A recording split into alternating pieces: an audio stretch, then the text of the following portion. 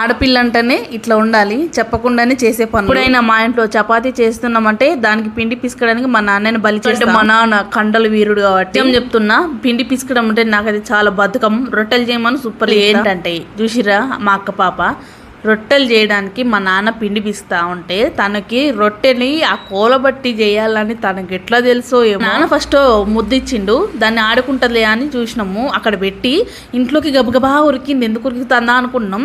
దానికి తెలుసు రొట్టెని అట్లా రొట్టె కోలతో చేస్తామని.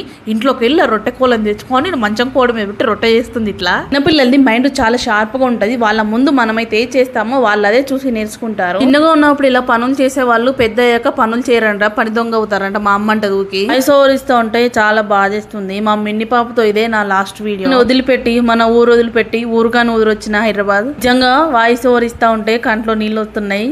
బుడ్డది నాకు చాలా కనెక్ట్ అయిపోయింది, అందుకే తట్టుకోలేకపోతున్నా, దూరం ఉన్నాను.